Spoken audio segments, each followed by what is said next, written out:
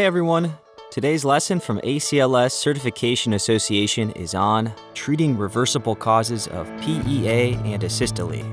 Don't forget to visit us online at aclscertification.org to certify or recertify your ACLS, PALS, BLS, or NRP 100% online.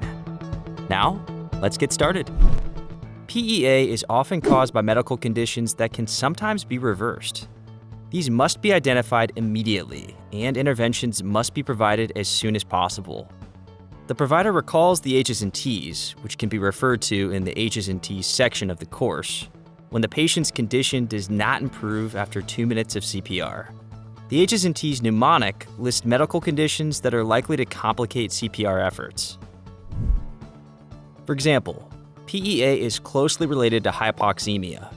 An advanced airway, such as an endotracheal tube, must be inserted to improve oxygenation and ventilation.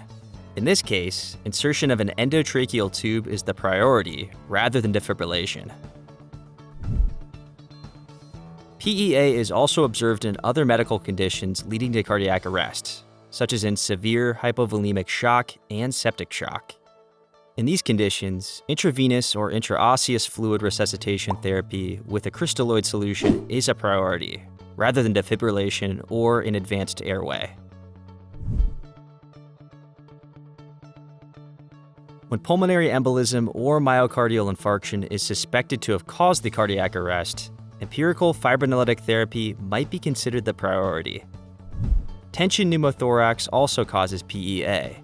Needle thoracostomy to evacuate the trapped air within the thoracic cavity is a priority. Sometimes echocardiography helps clinicians to assess and guide management of PEA. A cardiac ultrasound can detect cardiac tamponade, intravascular volume status, mass lesions, blood clots, left ventricular contractility, regional wall motion abnormalities, and ventricular volume. Asystole, on the other hand, is an end-stage rhythm, secondary to prolonged VF and PEA. The prognosis for asystole is very poor. Once the patient has achieved return of spontaneous circulation, also known as ROSC, post-cardiac arrest care is initiated. See the section on post-cardiac arrest care in this course. Post-cardiac arrest care concentrates on the treatment of hypoxemia, maintenance of blood pressure, and continuing interventions for the underlying cause of the cardiac arrest. If a patient is comatose after ROSC, it is recommended that clinicians apply targeted temperature management, or TTM, in these patients.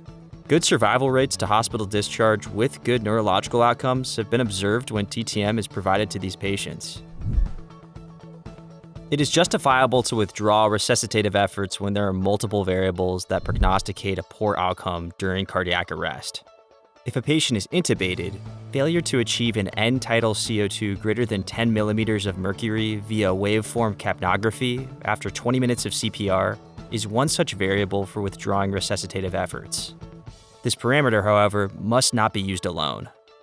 There are very few studies and criteria that accurately predict the outcome of continued resuscitation when the situation might be considered futile.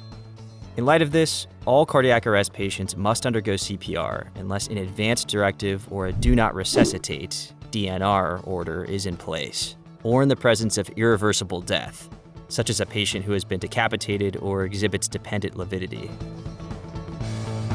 That's it for our lesson today. Thanks for watching, and remember to check out our website at aclscertification.org for more free content or to get certified or recertified online.